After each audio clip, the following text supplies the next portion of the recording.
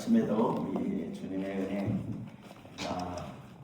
또 새롭게 하시는 은혜 경험하기를 원합니다. 아멘.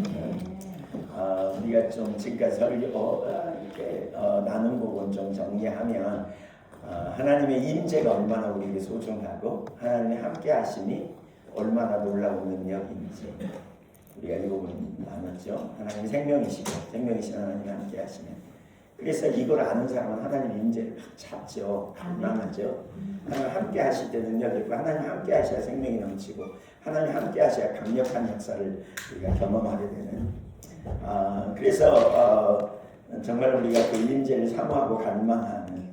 근데 그것이 이제 원래 하나님의 의도였다 그랬고요. 그래서 동행 아니 뭐죠? 임재 공식, 언약 공식이 되게 많이 나오더라고요. 그 관점으로 찾아보니까 정말 많이 나오는 것 같아요. 언약 공식. 나는 너희 하나님이 되리라, 너희는 내 백성이 되리라, 내가 너희 중에 거하리라.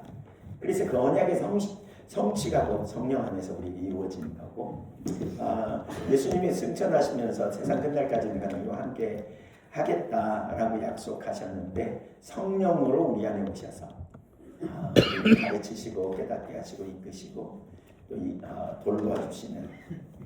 그래서 갈라디아서 1장 20절에 내가 기도한 게 십자가에 못 박혔나니 이제 내가 사는 것이 아니요 그리스도께서 사시는 것이라.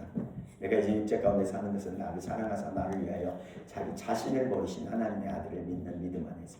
하나님 아들을 믿는 신뢰하는 믿음.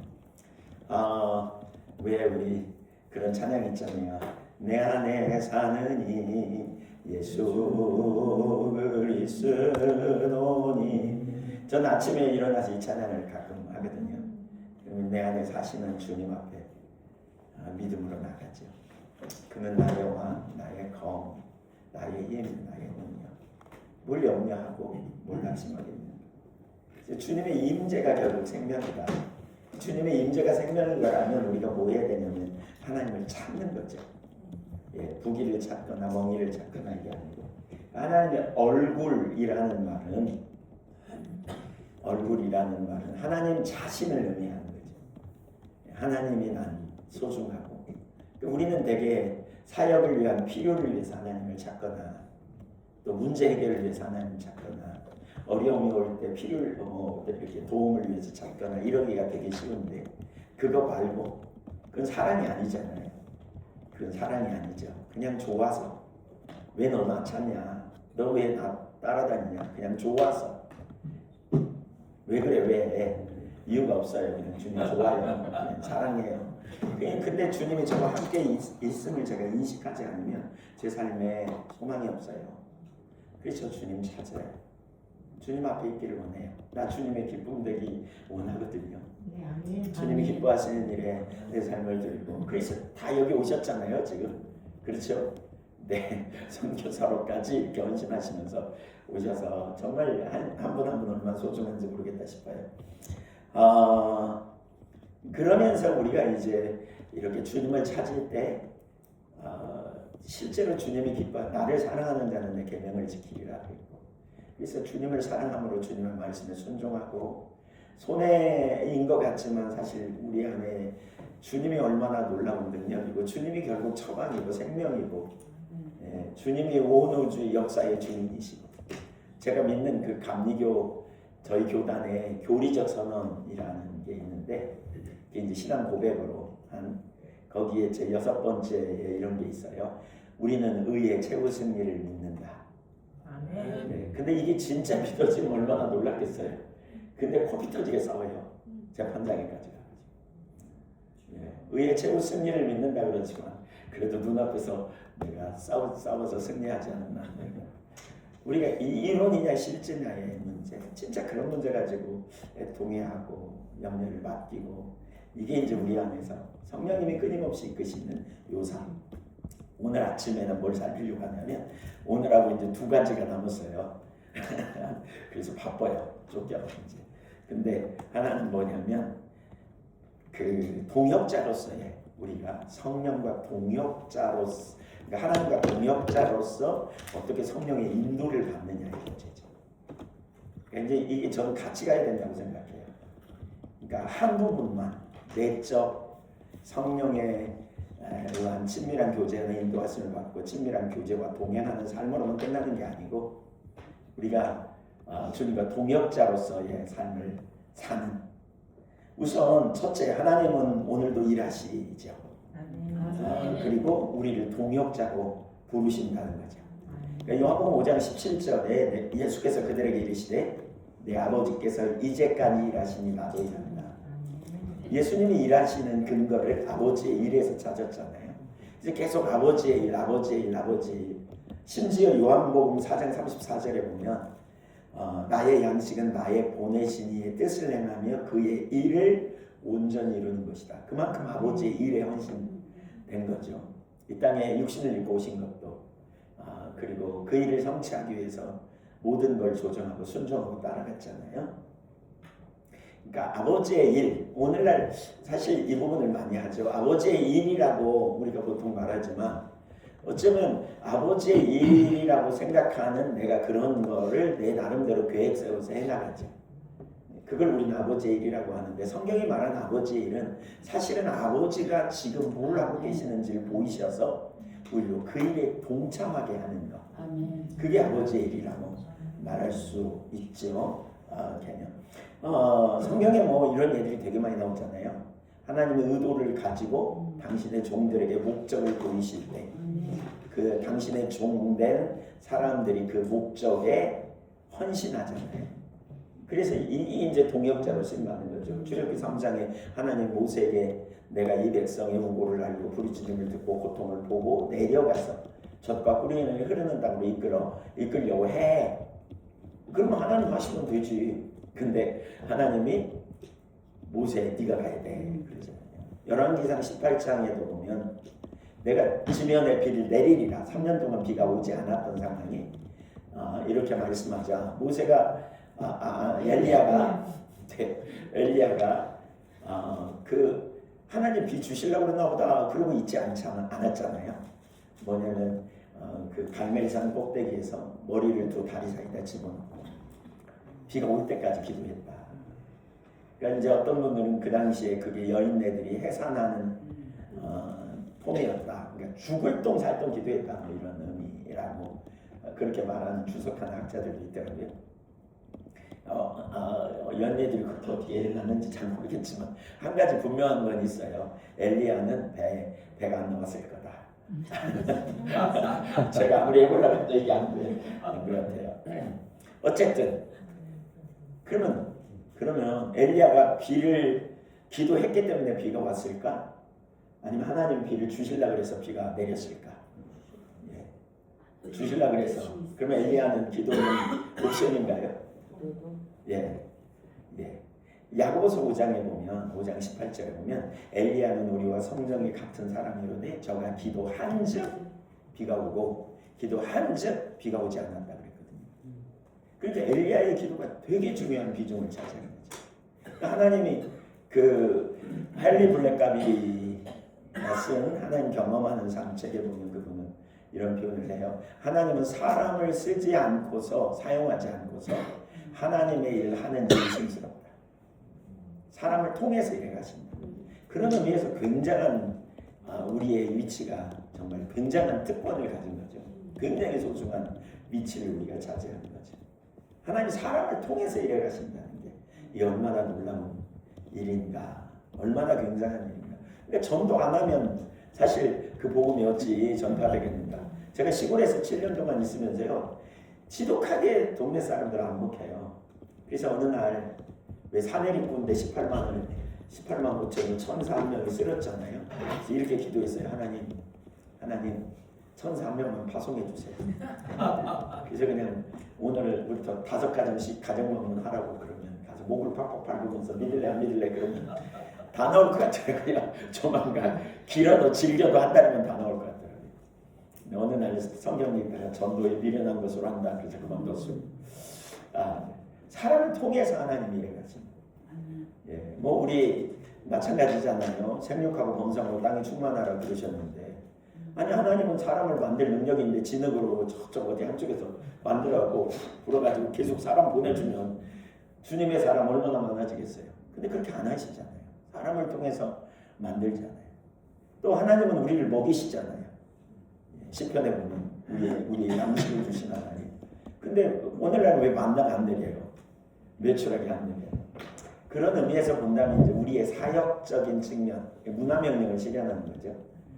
그런 농사짓는 사람들이 이 비밀을 깨달으면 우리가 하나님 나라 동역자다.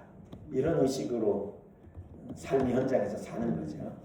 또 직장도 다 마찬가지고 우리가 안전을 치안을 하나님이 우리를 돌보시는데 치안을 돌보시는 하나님이 직접 돌보시지 않잖아요. 전사 방송에서 사람을 통해서 경찰을 통해서 군인을 통해서 돌보시잖아요. 그러니까 이런 사람들 한 사람 한 사람이 동역자로 여기고 접근해 갈 수 있다면 굉장한 거죠.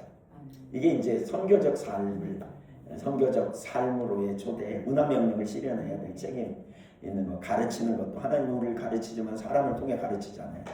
그러니까 그들이 밥벌이가 아니라 성도들이 밥벌이가 아니라 문화명령을 실현하는 하나님의 일에 내가 동역자로 쓰임받는다. 이 의식으로 접근하도록 하니까 달라지더라고요. 제가 어떤 집에 가봤더니 농사 짓는 집에 가봤더니 이쪽에 거는 파랗고 벌레 한 개도 안 먹었고요. 이쪽에는 벌레가 먹어졌고 그러세요. 그래서 왜 이건 벌레 먹고 이건 안 먹었냐 그랬더니 이건 우리 먹을 거, 이거는 팔 거. 왜요? 밥벌이로 하니까요. 이거 벌레 먹으면 못 하잖아요. 값 안 나와. 그러니까 이건 팔 거. 농약 잔뜩 하고 성장 촉진제 막 뿌려가지고 막 너무 모양 좋고 잘 예쁘게 해가지고 그래야 돈 버니까. 근데 우리가 최소한 하나님과 동역자면 농약 뿌려야 돼요. 뿌리지 않으면 못 해먹어요. 그러니까 그렇죠. 근데 건강이 안 좋다고 생각하는 걸 최소한으로 해서 내가 하나님과 동역자인데 나쁜 거 공급하진 않을 거 아니에요. 그렇죠. 그러니까 이제 우리가 어떤 의식을 갖느냐 이게 정말 중요한 문제인데 우리가 동역자로. 근데 하나님께서 우리에게 그 동역자로 부르시죠. 요한복음 20장 21절에 보면 예수께서 또 이르시되 너희에게 평강이 있을지어다. 아버지께서 나를 보내신 것 같이 나도 너희를 보내노라. 하나님 나라를 위한 청지기 의식을 가지고 우리가 이 땅에서 살아가되 우리를 통해 일하기 원하신다는 의식. 그래서 저는 예수 믿고 구원받은 사람들 이후에 정말 소비적인 삶을 오늘 너무나 많이 살거든요. 교회 다니면 그 다음에 구원 받았어. 저는 제가 좀 이런 거 그 예정 교리 너무 극단적으로 강조하니까 사람들이 우리 다 예정 받았어. 그러니까 그 다음에 구원 받았어. 그래. 그 다음에 아무 일도 안 해요. 세상에서 막 살아요. 그래서 이런 부분을 왜곡되게 이해하는 경우가 정말 많은 것 같아요. 소비적이에요. 그냥 주일 가서 그냥 나는 헌금할 테니까 교회는 주님이 알아서 하고 사역자들이 하고 그냥 나는 와서 은혜 받고 은혜 되면 할렐루야 그리고 나가서 살다가 또 이렇게 주일날 너무 심각한. 모든 사람이 예수 믿는 순간 하나님의 나라를 들어가고 우리가 하나님 나라 백성으로서 어떻게 살아야 되는지 그때부터 우리에게 책임성이 주님 그런 관점으로 본다면 우리가 하나님의 일에 동참하는데 더 구체적으로 어떻게 동참해야 하는지라는 걸 우리가 이제 이해해야 되겠죠. 여기 할 말이 많지만 넘어가서 예수님을 보십시오. 예수님 성령의 인도를 받았습니다. 마태복음 4장 1절 그때 예수께서 성령에게 이끌리셨으며 마귀에게 시험을 받으러 광야로 가셨다. 마가복음 1장 35절 이하에 보면 새벽 아직도 밝기 전에 예수께서 일어나다가 한적한 곳으로 가서 기도하시니라. 그랬더니 36절 시몬과 및 그와 함께 있는 자들이 예수의 뒤를 따라가 만나서 이르되 모든 사람이 주를 찾나이다. 그 전에 무슨 일이 있었냐면 예수님이 그 귀신 쫓아내잖아요. 가버나움 회당에서. 그리고 난 다음에 베드로 장모 집에 가갖고 베드로 장모의 열병을 치유하고 그랬더니 소문나고 사람들이 엄청나게 몰려서 밤새 늦게까지 하셨는데 새벽에 일찍 기도하러 가신 거예요. 왜 예수님이 기도하러 가셨을까? 그 기도가 뭘 의미할까? 예수님에게 기도가 물론 능력을 구했겠죠. 근데 다른 한편으로는 인도하심을 받았다고 볼 수 있어요. 왜냐하면 38절 보세요. 이르시되 우리가 다른 가까운 마을들로 가자. 거기서도 전도하느니 내가 이를 위하여 왔노라. 한번 생각해 보세요. 지금 사람들이 어마어마하게 왔잖아요. 어마어마하게. 그러면 우리 같으면 어떻게 해요? 사람들이 모였으면 이제 당장 거기 교회 세워 수천 명 모일 거예요, 솔직하네. 근데 예수님은 기도하시다가 수많은 사람들이 말씀도 듣고 고침도 받고자 나왔지만 딱 다른 마을로 가버리지. 어떻게 이랬을까요? 예수님 인정사정이 없어서? 그게 아니죠. 철저하게 성령의 인도를 따라가는 거죠. 우리는 기도를 통해서 그렇게 했다고 추정할 수 있죠. 누가복음 5장 15절에도 예수의 소문이 더욱 퍼짐에 수많은 무리가 말씀 듣고 자기 병도 고침을 받고자 하여 모여왔어요. 그러면 주님 사역해야 돼요. 근데 주님은 오늘날 말하면 기도원 가버렸어요. 16절 물러가서 한적한 곳에서 기도하셨다.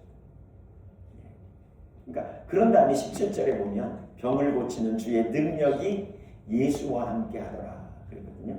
17절에 보면. 그러니까 예수님은 항상 그 능력을 차고 다니는 게 아니고 갖고 다니는 게 아니고 없었지만 이제 이 부분은 조금 이따가 능력과 관련해서 제가 더 나누겠습니다. 은사 이 부분. 근데 그렇게 놀라운 일을 경험한 거죠. 지속적으로 하나님을 찾고 주님의 사람으로 헌신하고 주님의 영광을 위해 우리가 살기를 원하고 주님의 인재를 갈망하고 거기서 친밀한 교제를 누리는 가운데 하나님이 내적으로 우리의 모습을 비추시면 전환하고 회복하고 돌이키고 이렇게 나아가는 가운데 때로는 하나님께서 무슨 일을 하기를 원하시는지를 우리에게 알게 해주신다는 거죠. 인도하심을 받는 거죠.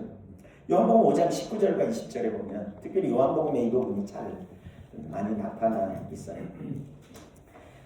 예수께서 이르시되 내가 진실로 진실로 너에게 이르노니 아들이 아버지께서 하시는 일을 보지 않고는 아무것도 스스로 할 수 없나니. 여기 아무것도 스스로 할 수 없대요. 예수님이 할 수 없다. 그러면서 뭐예요? 아버지 이거 불나서 비상인가요? 지난번에도 한번 하더니 아마 테스트 거예요. 지난번에도 우리 나갔잖아요. 뭐 하다가 나갔어. 밖으로 나갔어. 지난해. 그러니까 지난해. 성령의 불이 지난해. 아니 그래서 이번에도 언제 하나 제가 생각하고 있었거든요. 네, 어쨌든 보세요. 아무것도 스스로 할 수 없다. 그다음에 두 번째 뭐예요?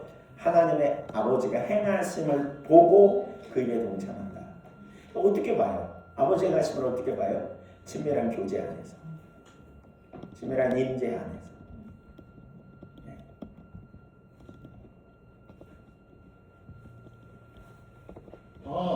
Listen everybody, the Holy Spirit has come.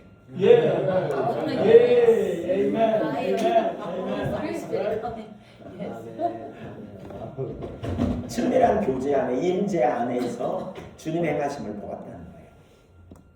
그러면서 20절 보세요. 20절에 아버지께서 아들을 사랑하셔서 자기가 행하시는 것을 다 아들에게 보이셨다. 보이셨다. 그러니까 하나님이 우리 사랑하는 거 아시잖아요. 하나님이 우리 사랑하는 거 여러분 사랑하시죠?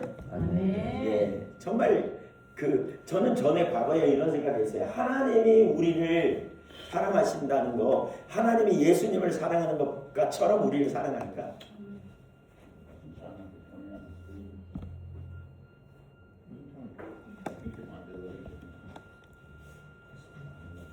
Sorry. The Holy Spirit does these things. 뭐 터치. But normally I get an amen for that.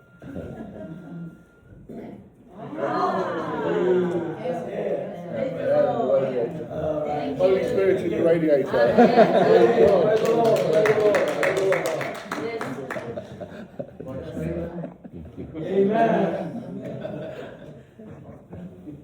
그러니까 아버지의 행하심, 그러니까 하나님이 예수님 사랑하셔서 보이신다 그랬잖아요. 우리가 얼마나 큰 하나님의 사랑을 받은 자인지 이 인식을 가지고 우리가 주님의 보좌 앞에 나가는 게 되게 중요하죠.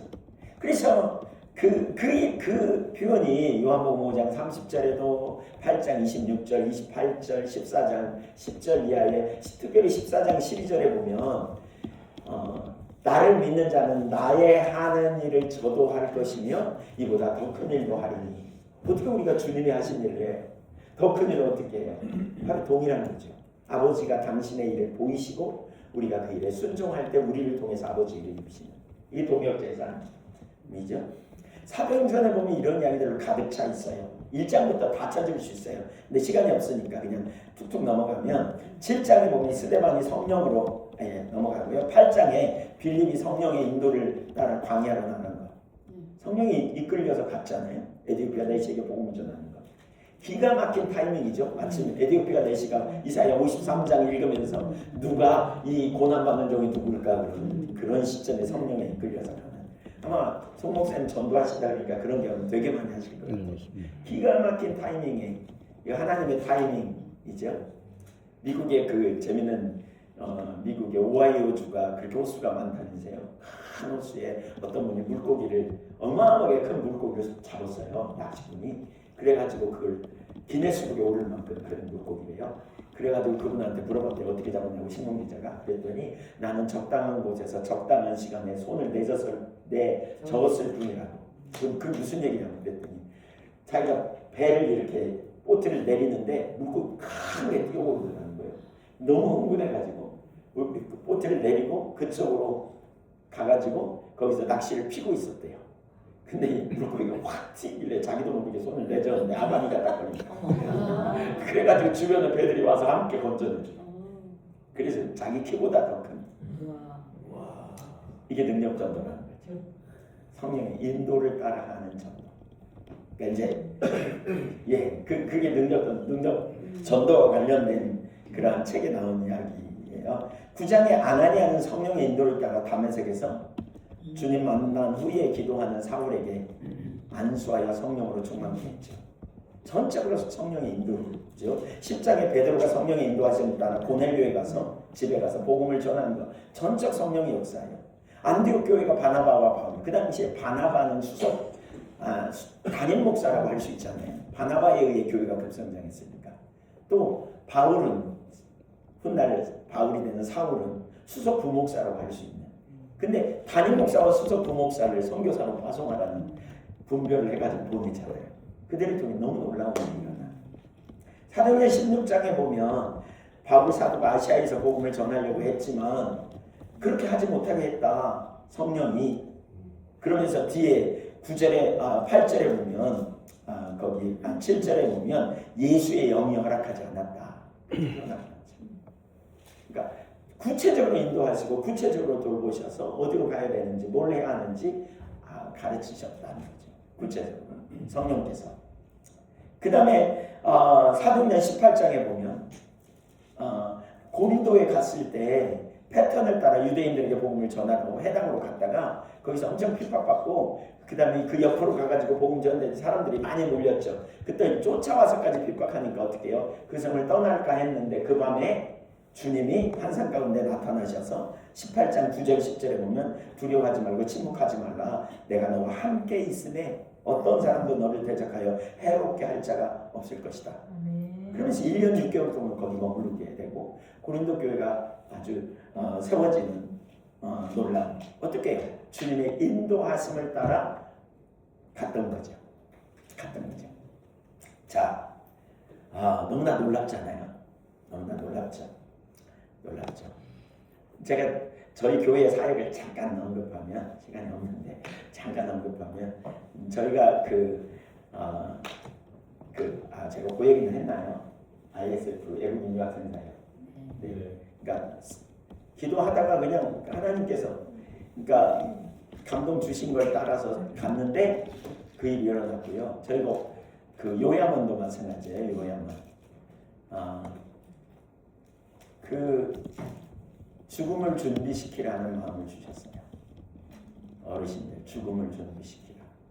그래서 그런 생각을 항상 가지고 있었죠. 죽음을 준비시키는 게 뭘까, 어떻게 해야 될까. 그러니까 이제 신앙생활을 열심히 해도 마지막 되면 몸이 약해지고 신앙적으로 계속 친밀한 교제가 안 되면 마지막에 놓아버리더라고요. 그래갖고 막 어떤 사람은 치매 걸려고 하나님 어디 있냐 막 이러기도 하고 병 걸리니까 그렇게 가고 또 제가 요양원 가서 이렇게 설교하는 일도 꽤 했거든요. 그랬더니 거기 요양원의 보호사가 그러는 거예요. 목사님 교회에서 권사님들 좀 잘 가르쳐 주세요. 왜 그러냐니까 제일 말 안 듣는 사람이 권사래요. 요양원에 가서 자기 고집도 세고 그냥 자기가 권사라 그러면서 가르치려고만 하고 듣지도 않고 고집은 또 왜 그렇게 징하게 센지 몰라 막 이러면서 왜 그럴까요? 주님과 교제가 안 되니까 동행이 안 되니까 그러니까 어떤 순간 관계를 일로 대체하고 일 열심히 하고 직분 받고 이렇게 헌신하다가 어느 순간 놓아버린 거예요. 신앙 하나님과의 관계는. 그러니까 교제가 안 되니까 결국 우리 교제 안 되면 자기중심이 금방 올라오잖아요. 자기중심이 올라오면 자기가 좀 안다고 생각하고 자기가 대접받던 자리에 있고 자기가 뭔가 그러니까 자꾸 다른 사람을 숙여이고 판단하고 자기 고집이 그냥 완전히 드러나가지고 심각하게 문제시켜요. 제가 이런 모습들을 보면서 끝까지 하나님과 지속적인 친밀한 교제 안에 있어야 된다. 예, 겉사람은 후피하지만 속사람은 날로 새로워져야 되잖아요. 왜 주님과 교제 안에 매일 내가 주 앞에 나가 정말 주님과 사랑의 교제 안에 주님의 사랑을 인하여 감사하고 주님이 기뻐하시는 길로 가기를 원하고 주님의 음성을 듣기 원하고 그것이 하나님의 뜻이라면 전부를 보고 순종하는 삶으로 나아가면 얼마나 놀랍겠어요. 얼마나. 그렇게 나아가다가 점점 쇠하여져도 주님을 향한 열망, 열정, 사모함 이렇게 하다가 주님 나라 가야 헬로, 하이, 아이고 반갑다 튀어나와서 우리 조영태 목사님 자꾸 숨 막히게 앉잖아요. 아마 주님이 오셔서 숨 막히게 안아주실 거예요. 근데 대면 해가지고 누구세요? 이러면 어떡해요? 그러니까 이제 이런 영역에 그래서 그런 생각하는데 성령께서 하여튼 인도하셨어요. 거두절미하고 제가 교회에서 이걸 나눴더니요 사람들이 다 별로 시큰둥해요. 목사님 건축하고 빚동하는데 어떤 분은 저한테 와서 그거 한다 그러면 어떻게 합니까? 성도를 떠납니다. 뭐 이런 분들 제가 그렇게 배워도 못 알아듣네 속으로 그러고 어떤 분은 저기 돈을 자기가 좀 투자할 테니까 투자자를 모아서 세우재요.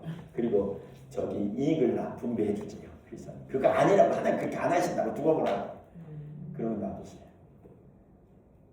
근데 하나님이 진짜 기가 막히게 인도하셔서 일을 하십니다. 그래서 저희가 요양원 지금 하고 있어요. 요양원 하고 있어요. 인기 되게 좋아요. 왜냐면 잘 섬기니까. 그리고 이런 감동을 주셨을 때 제일 먼저 저희는 뭘 했냐면 위원회를 구성해요. 하나님이 무슨 감동을 주시면 위원회를 구성해서 준비해요. 하나님 만약에 우리에게 요양원을 하게 하면 우리는 어떤 요양원을 세워야 할지. 그래서 울산에 유명한 병원이 있거든요. 요양병원 잘 돌아가는. 거기서 쓴 원장님이 쓴 책도 가져다가 다 저희가 토론하고 그리고 우리는 이미 설계도를 그리는 거죠. 그리고 인재 사람들 그런 일꾼들을 모아서 헌신된 무리들을 모아서 준비되고 하니까 딱 어떤 시점에 하나님 우리를 요양하도록 저희를 인도하게 하셨어요. 돈 한 번도 안 들어요. 안 들고 요양원을 하나님과 하도록 주셨어요. 학교도 마찬가지예요. 제가 어떤 저희 선교에 대안학교가 세워져 있는데 거기 이사로 같이 협력했어요.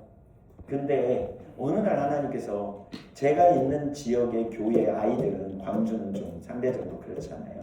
또 저희 교회 지체는 상대적으로 좀 가난한 아이들이 많아가지고 가정이 많아서 거기 보낼 수 있는 아이들 별로 없겠더라고요. 한 달에 그 당시에 160만 원이었거든요. 근데 거기 보낼 수 있는 가정은 거의 없어요. 그래서 그런 생각하고 있는 어느 날 하나님께서 저에게 이렇게 학교를 세우되 돈 없는 학비 없는 학교를 세우라고. 계산이 안 나와, 답이 안 나와. 그래서 같이 분별하고 하나님의 뜻인 걸 교회가 분별하고 같이 그 일을 해가기 시작했어요.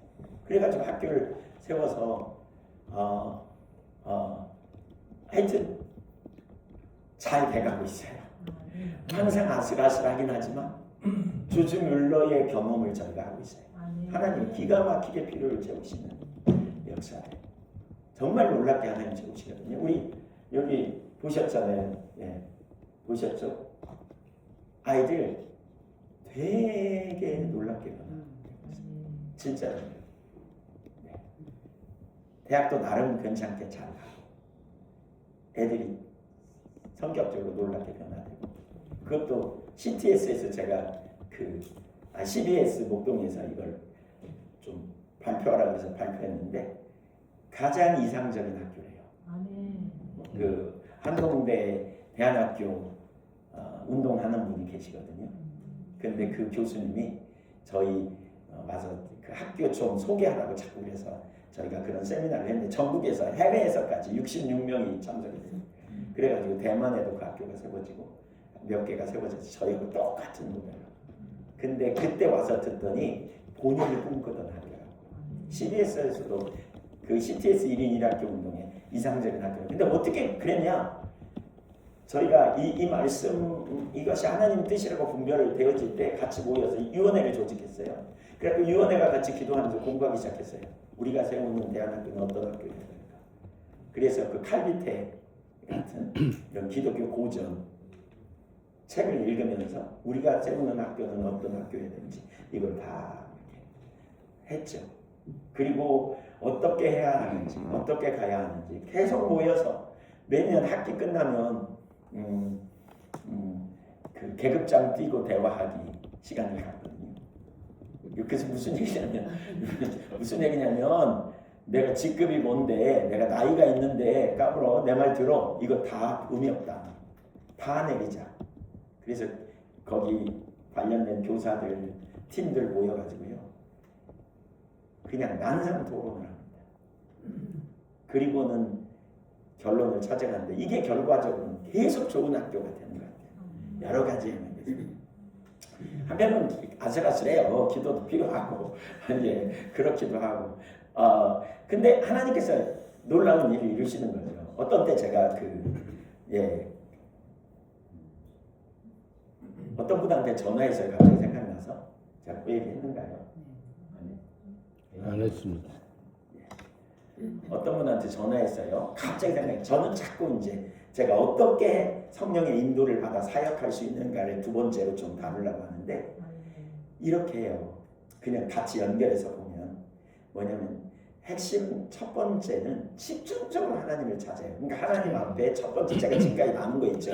임재 앞에 있으려고 하고 오직 하나님이 나에게 유일한 소망이고 성도님들이 저희 교회가 전체적으로 그 자리로 가도록 그러니까 이유 있는 하나님 찾는 게 아니고 위기가 있어서 찾는 게 아니고 하나님 생명이니까 하나님 능력이니까 그냥 전적으로 하나님 찾고 하나님과 친밀한 교제 가운데 하나님 너무 좋아서 기쁨이 되기 위해서 이렇게 찾아요. 찾는 가운데 이렇게 집중적으로 찾는 가운데 그러면 하나님 깨닫게 하시기도 알게 하시기도 하고 그때 우리가 하나님을 찾을 때 하나님이 하나님의 마음을 우리에게 부어주시는 경험하잖아요. 그래서 선교사로 오신 거죠 다. 막 그냥 아유 선교사 좋아 보이는데 그러니까 오신 분 계세요?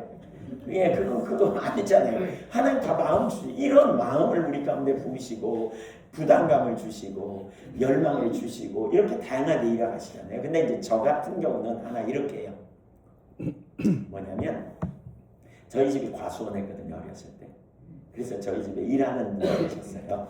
아침 식사를 저희들끼리 따로 하고 이제 저희 다른 식구들 따로 하고 저희 아버지하고 그분하고 둘이만 식사를 해요.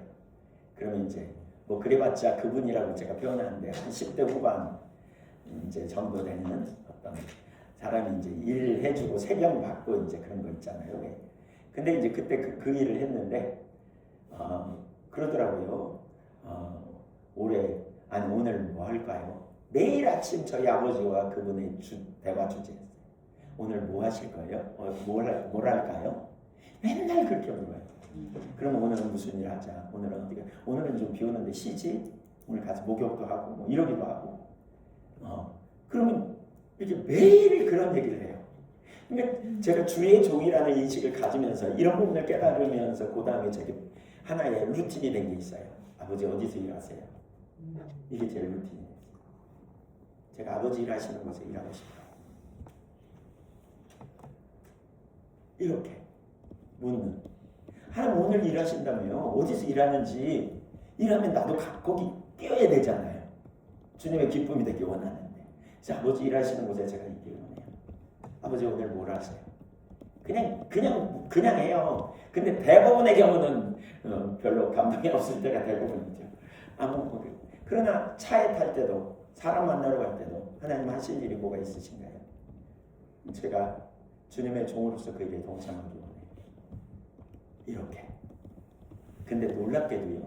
어떤 때는 기가 막히게 하나님께서 감동을 주시기도 하고 제게 부담을 주시기도 하고 어떤 때는 그 부담을 가지고 기도하면 그 부분에 대한 전략을 생각나게 해주시고 또 구체적으로 이끄시는 역사를 경험해요.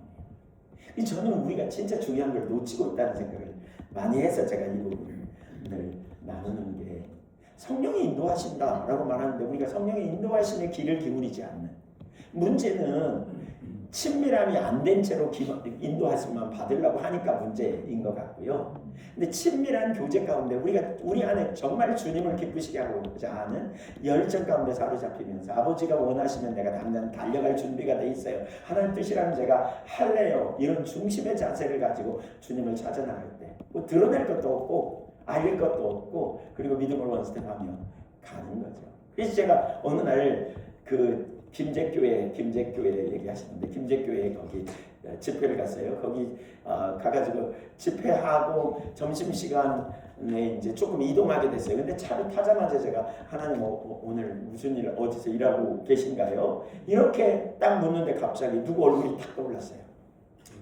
네, 그래서 제가 그분한테 2년 정도 통화 못한 것 같아요. 그래서 그분한테 전화를 했어요. 그랬더니 그분이 봤더니 깜짝 놀래요.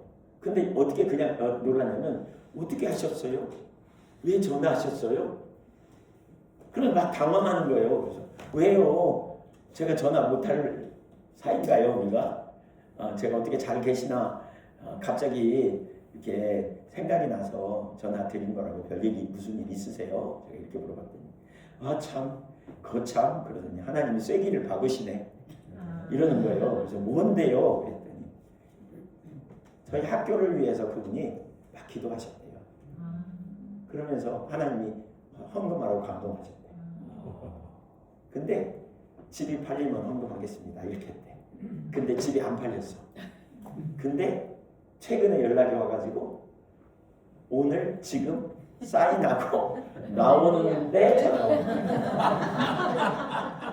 할렐루야. 그래가지고 1억 원을 한 번 있어요.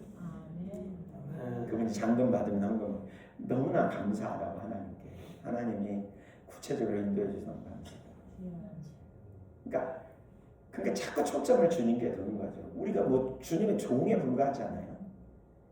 그러니까 주님이 기뻐하시는 일에 대해서 안지 드리기를 원하고 주님의 뜻이라면 내가 순종하기 원하고 적극적으로 종이 듣겠사오니 말씀 없어서 사무엘상 3장 10절에 사무엘이 했던 태도와 중심의 자세를 가지고 성령님은 우리 안에 와 계시는데 일하시지 않겠는가?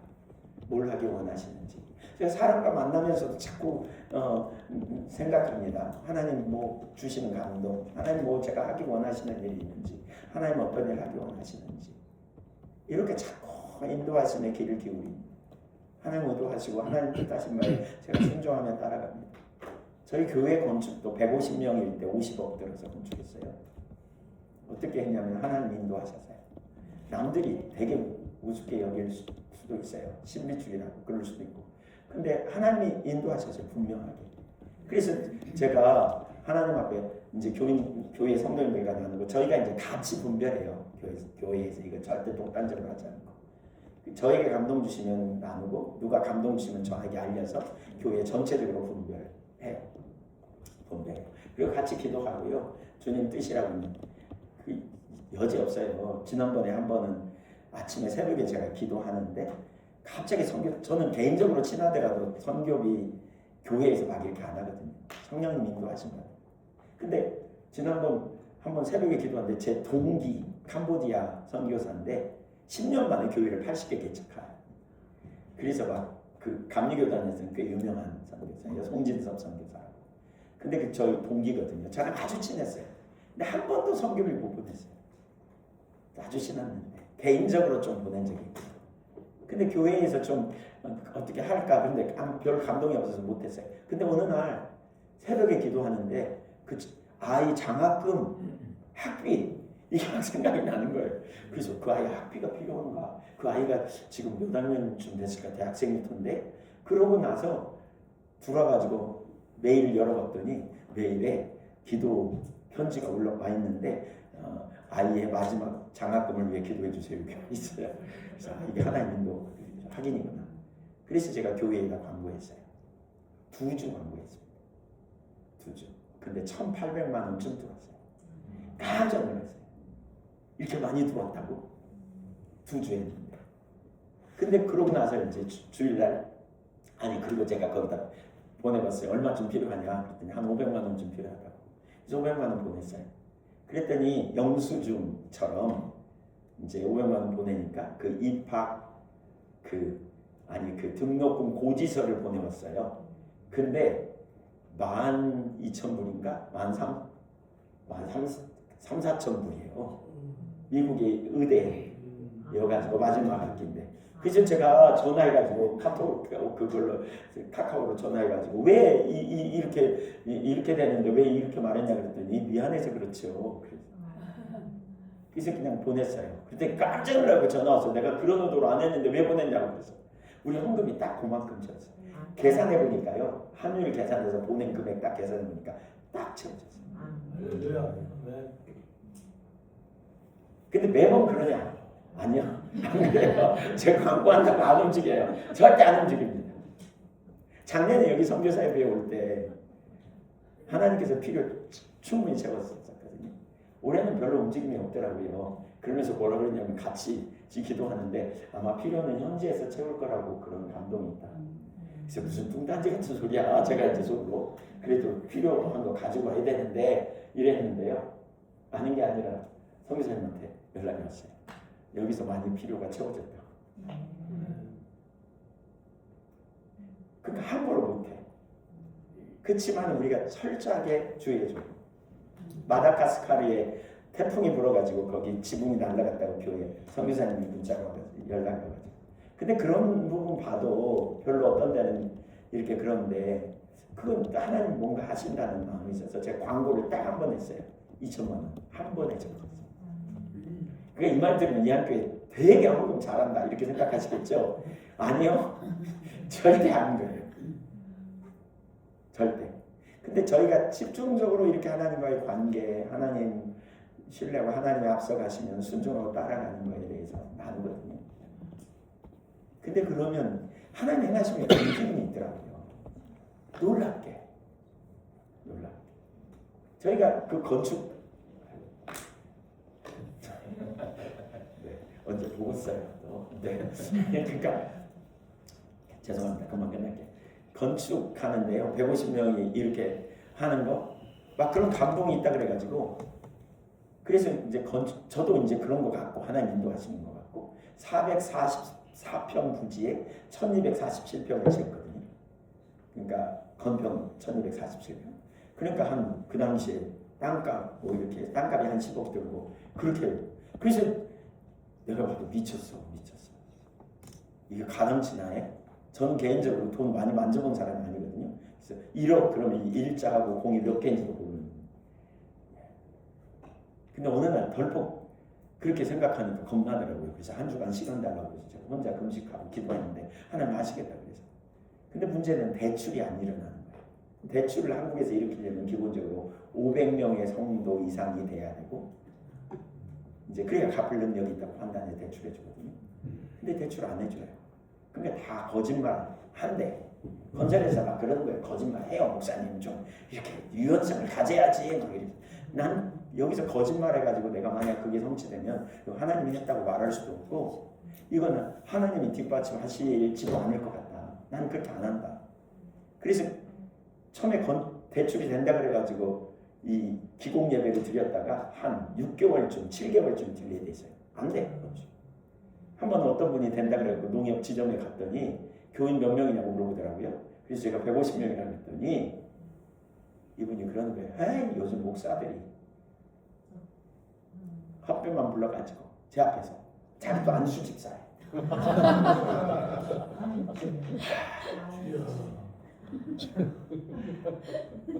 제가 그 자리에서 일어나서 나왔습니다. 밥 먹고 가라. 밥이나 먹고 가시오. 그 자리에서 일어나서.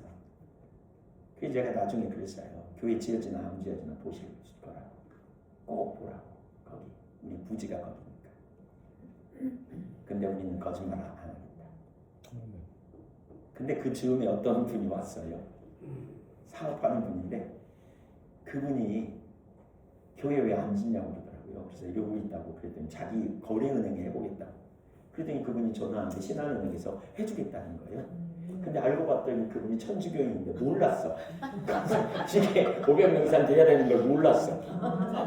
그래가지고 해주겠다 그랬다가 올렸는데 빵꾸 망하셨어. 그랬더니 이제 그분이 고민하더라고요. 그랬더니 저한테 그러는 거예요. 목사님, 재정장부하고 교인 명부 좀 줄 수 있네요. 자기한테. 그래서 그러겠다고. 그런데 이제 저희가 이제 그때 화요 모임도 있었고 막 그러다 보니까 외부에서 헌금 들어온 게 좀 있었어요. 건축원금 한 달 되니까. 그랬더니 이분들은 누구냐고. 이 교인 아닌데 헌금한 분이 있다고. 그분들 우리 화요 모임에 나오는 분들이라고. 그러면 이분들을 좀 넣으면 안 되냐고.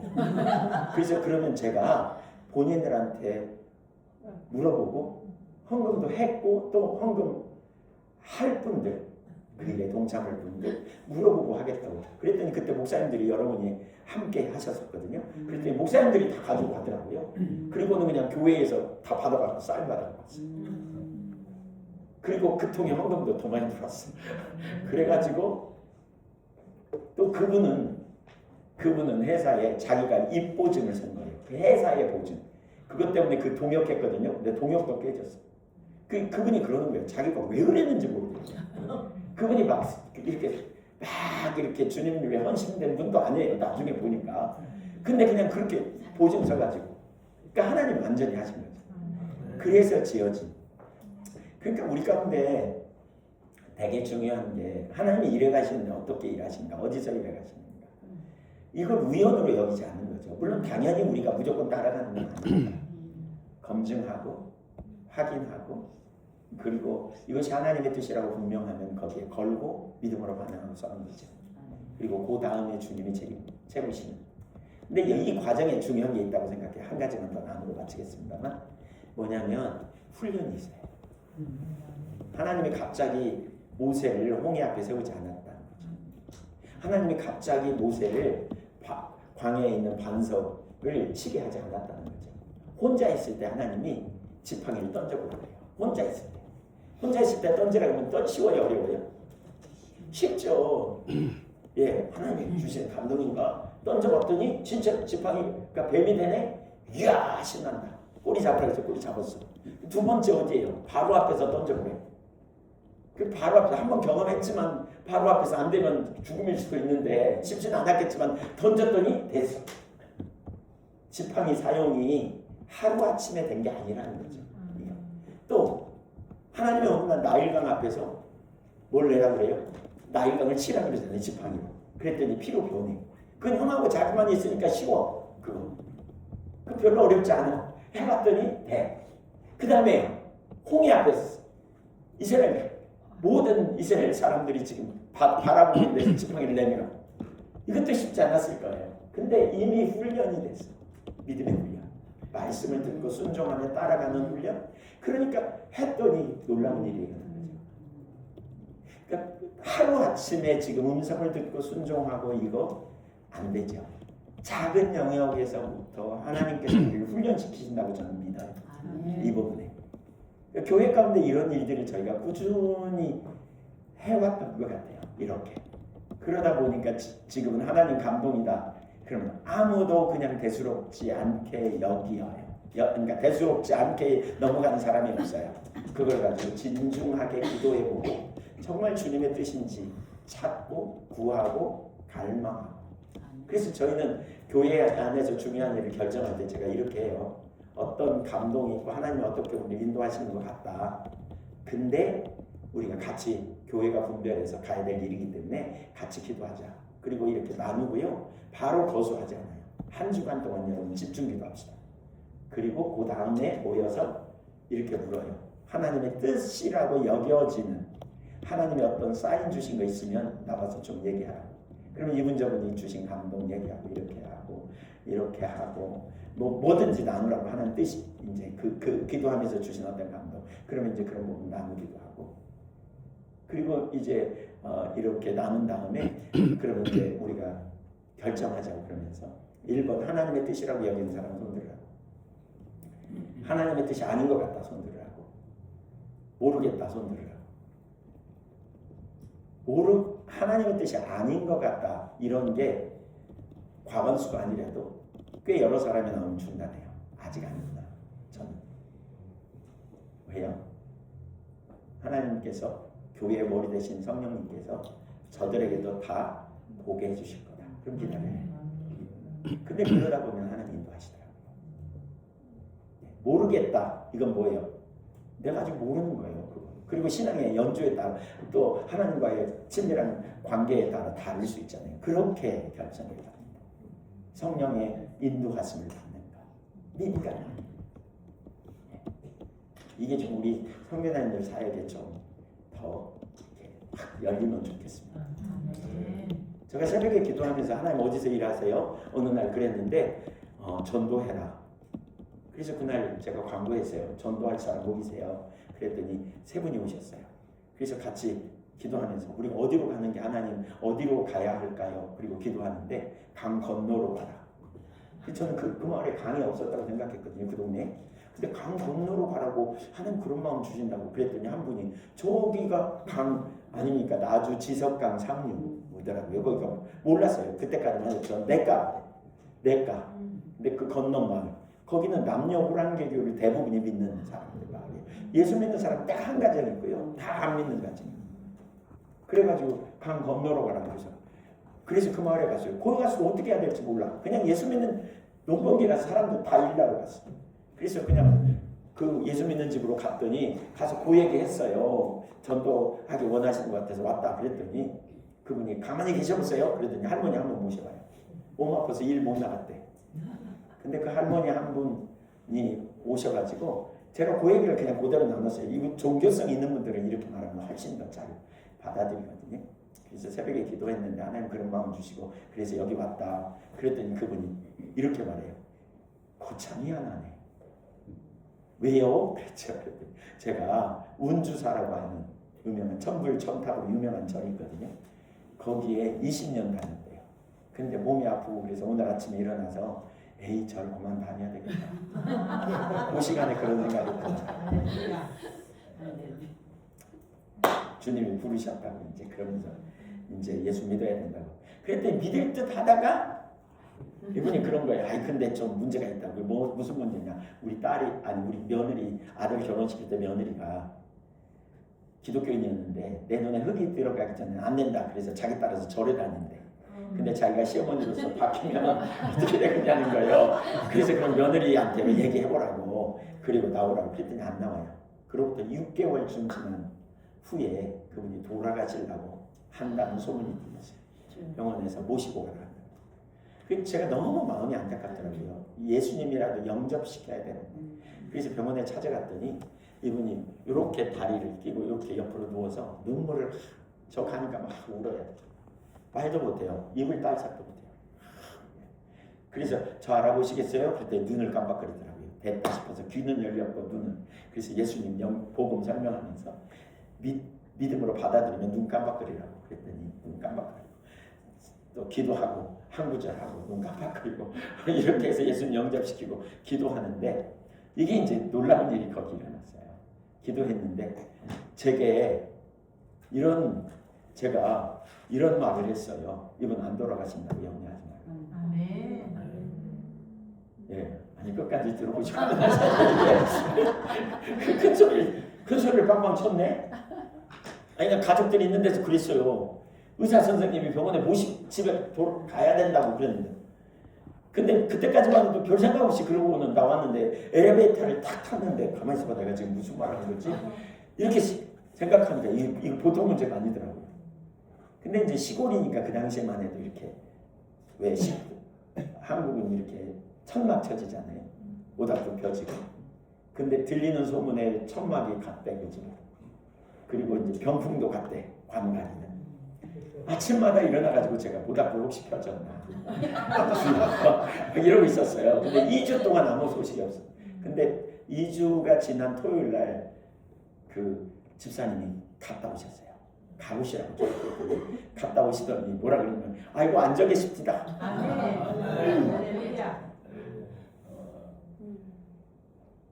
제가 그 다음날 갔죠. 이제 그때 여기 광주로 옮기기 얼마 전인데 어떠느냐고 물어봤어요. 그랬더니 하나님이 나를 부르려고 그러는 모양인데 내가 그때 말을 안 들어가지고 고생했는가 없어.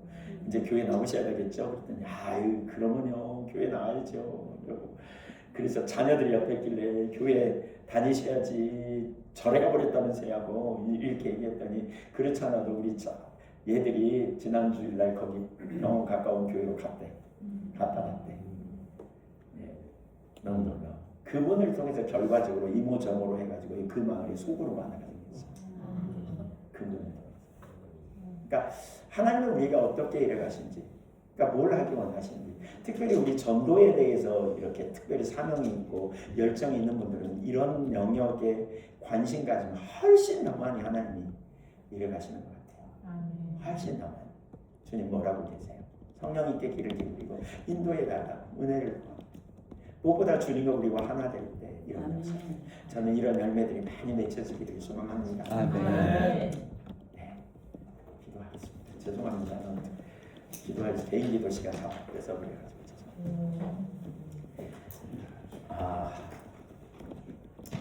그냥 제가 간단히 기도하고 하나님 아버지 성령으로 우리 안에 임재하시고 우리와 친밀한 사랑의 교제 가운데 이끌어 주시고 구체적으로 가르쳐 주시고 또 무엇보다 주님이 우리를 보내시고 부르시고 보내셔서 사역을 감당하게 하시되 우리 안에서 구체적으로 인도하실 걸 신뢰합니다. 모세에게 그런 것처럼 위기의 순간 길을 내시고 또 인도하신 우리 주님께서 오늘 우리 모두에게도 우리 안에서 구체적으로 인도하시고 가르치시고 전략을 주시고 매 순간마다 우리의 사역을 위한 구체적인 인도하심 그리고 필요를 채우기 위한 구체적인 인도하심 돌보심을 매번 경험하는 놀라운 은혜가 있게 하여 주옵소서. 무엇보다 우리 안에 계신 성령님께 우리가 이제 더 귀를 기울이고 구체적으로 하나님 앞에 매일 나아가 성령을 통한 인도하심을 매일 경험하고 또 그래서 사역의 열매도 많이 나타나는 놀라운 역사가 있게 해 주시옵소서. 주님 사랑합니다. 감사합니다. 갈망합니다. 주님으로 함께하여 주옵소서. 우리 주 예수 그리스도의 이름으로 기도 올리옵나이다. 아멘.